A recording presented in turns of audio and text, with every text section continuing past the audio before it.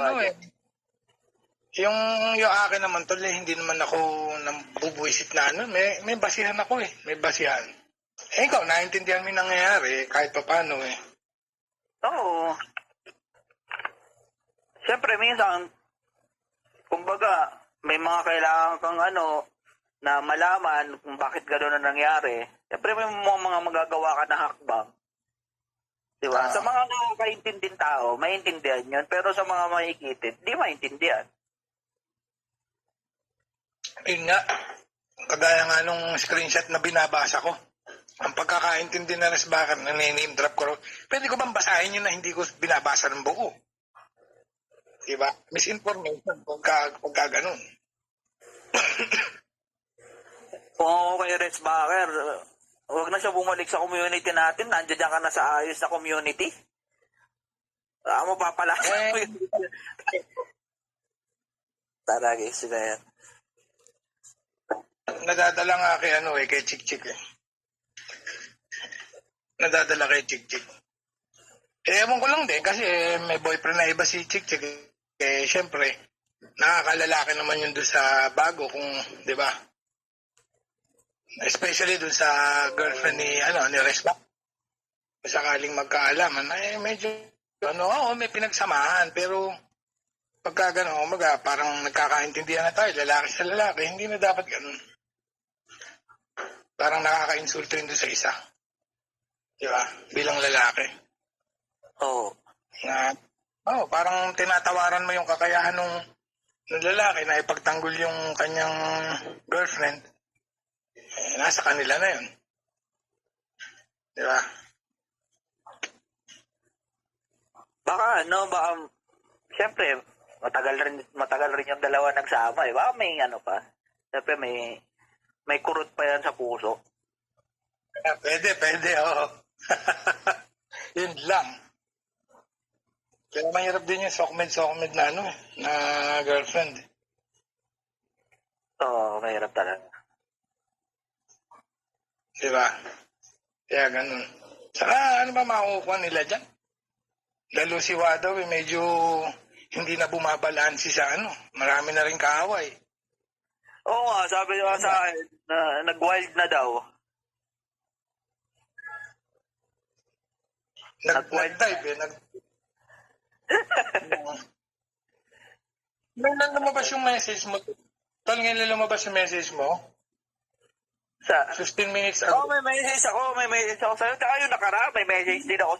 Yung napagbati-bati mo yung mga tao dito. Hindi, sila may gawa noon. Ako naman nakaano lang. Sila din may gusto noon. Pinakit ko lang pare-pareho.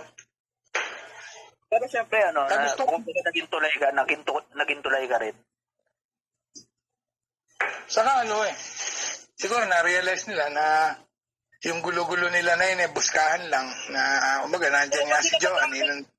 Nagagamit sila, mga bro, nagagamit sila. Hindi lang sila nagagamit, napeperahan pa sila. Alam mo yun? Totoo yan. Yung pala, simpleng way lang na yung nagawa mo na gano'n na magbabate. Di ba napakatagal? Pinaabot pa nila ng taon. Kaya nga. Tinatawagan pa ako. Nagmi-miss call pa sa akin.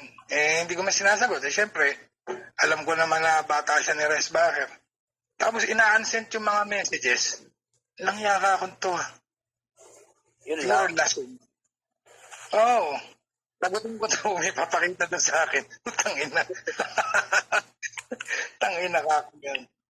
Pati ako, dadamay pa sa kalokohan niya.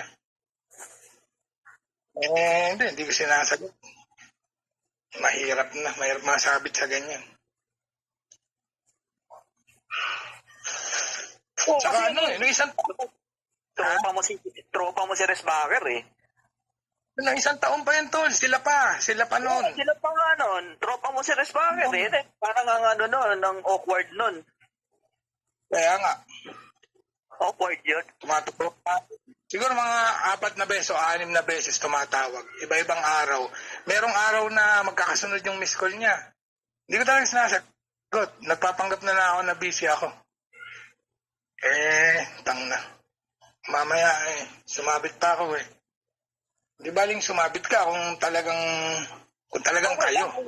Okay lang kung single, wala akong problema. Oo.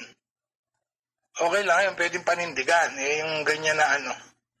Sabi nga, kung kumbaga, tropa rin naman si Res Baker eh. Hirap yun. Awkward masyado yun. Kumbaga, gulo talaga yun. Pag pinasok yung gulo yun. Oo. Sabi nga, kung nakikipaglaro ka ako, wag ka ako sa akin. Nakakahiya. Nakakahiya. Saka di naman tayo gano'n. Tangin na dahil babae dyan eh. Kung bababae lang tayo, di ba? Tangin na. Bakit yung sa... Saka bakit dito pa sa Sokmed? Tangin na. Napala natin dyan. Kaya ayun, medyo ang pinalalabas ako daw tumatawag sa kanya. Kaya napilitan ako ilabas yung resibo. Wala naman siya maipakitang ako tumatawag sa kanya. Wala siyang mapakita. May nasasaktan na, oh. Tinatrabaho yung privacy complaint, oh. Tangina. May nasasaktan. O paano bro? Lalaro na ulit ako. Nilinaw ko lang yung mga bagay-bagay. Salamat, Don. Thank you. Tal, thank you. Salamat.